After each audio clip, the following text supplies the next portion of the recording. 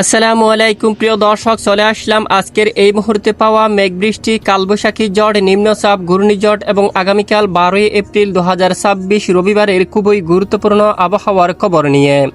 চলতি মাসের মাঝামাঝি সময়ে আবারও তীব্র ঝড় বৃষ্টি নিয়ে সতর্কতা জারি করল আবহাওয়া অধিদপ্তর।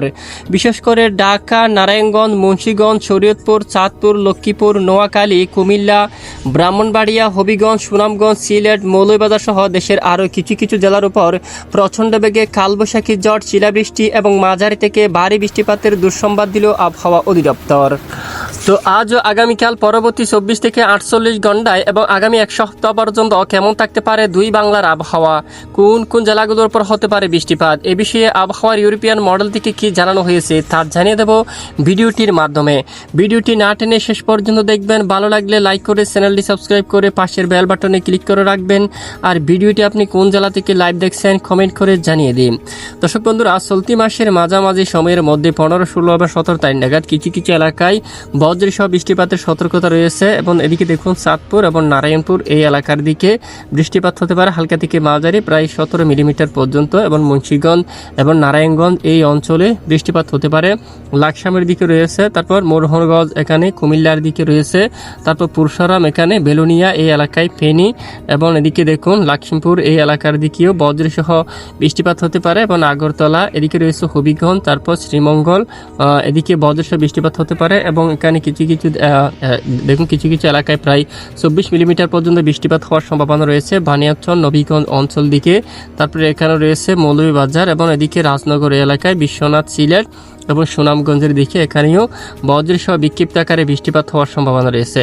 এরপরে বৃহস্পতিবার 16 তারিখ নাগাদও বজ্রসহ বৃষ্টিপাত হতে পারে একই অঞ্চলে, কুমিল্লা বা আশেপাশে অঞ্চলে, সিলেট বিভাগের দিকে, ঢাকা বিভাগের কিছু কিছু এলাকায় বজ্রসহ বিক্ষিপ্ত আকারে বৃষ্টিপাত হতে পারে। দেখুন নারায়ণগঞ্জের দিকে, আবারও ঢাকার দিকে, মুন্সিগঞ্জ এই এলাকার দিকে বজ্রসহ বৃষ্টিপাত হতে পারে। এবং দেখুন এখানে বেশিরভাগ এলাকায়, মানিকগঞ্জের বেশিরভাগ অঞ্চলে বৃষ্টিপাত হতে পারে, ফরিদপুর, রাজবাড়ী এখানে, কুষ্টিয়া, ঝিনাইদহ, মাগুরা এখানে কিছু কিছু এলাকায় বজ্রসহ বৃষ্টিপাত হওয়ার সম্ভাবনা রয়েছে।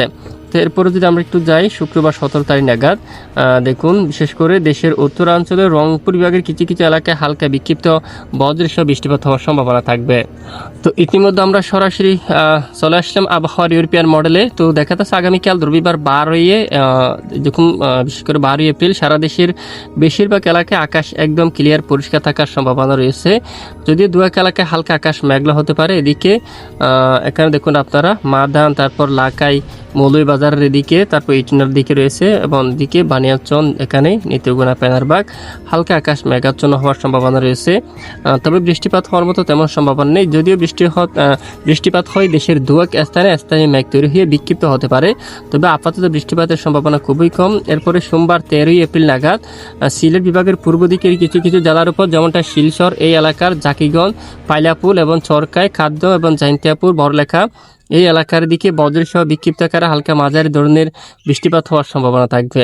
এরপরে দেখুন সারা দেশের বেশিরভাগ এলাকায় আকাশ একদম ক্লিয়ার পরিষ্কার থাকার সম্ভাবনা রয়েছে। মঙ্গলবার দিন কিন্তু আবারও একেবারে শক্তিশালী কালবৈশাখী বজ্রসহ বৃষ্টিপাত থাকতে পারে দেশের একেবারে উত্তর পূর্ব দিকের জেলাগুলোর উপর, যেমনটা বড়লেখা, কুলাউড়া, তারপর রয়েছে এদিকে হাইলাকান্দি, জাকিগঞ্জ অঞ্চল, তারপর চরকায়, জাইন্তিয়াপুর, খাদ্যম এবং এদিকে চাতক বাজার এবং এখানে আশেপাশে বেশ কিছু এলাকা জুড়ে একেবারে ভয়াবহ বজ্রবিদ্যুৎ সহ হালকা থেকে মাঝারি ধরনের বৃষ্টিপাত হওয়ার সম্ভাবনা থাকবে। এদিকে ঢাকা, তারপর দোহার, ফরিদপুর এবং এদিকে দেখুন বালিয়াকান্দি, শিবালয়, তারপর পাংশা অঞ্চলে এবং মাগুরা, এখানে লোহাগাড়া, খুলনা বিভাগের দিকে আকাশ মেঘলা হতে পারে কিছুটা, তবে বৃষ্টিপাতের সম্ভাবনা কম। এবং দেখুন মঙ্গলবার 14 এপ্রিল সারা দেশের বেশ কিছু এলাকায় আকাশ প্রায় মেঘাচ্ছন্ন থাকতে পারে, সঙ্গে দু এক এলাকায় বজ্রসহ বিক্ষিপ্ত আকারে বৃষ্টিপাত হওয়ার সম্ভাবনা থাকবে। এবং 16 তারিখ নাগাদ দেশের কিছু কিছু এলাকায় দেখুন বজ্রসহ বিক্ষিপ্ত আকারে বৃষ্টিপাতের সতর্কতা রয়েছে।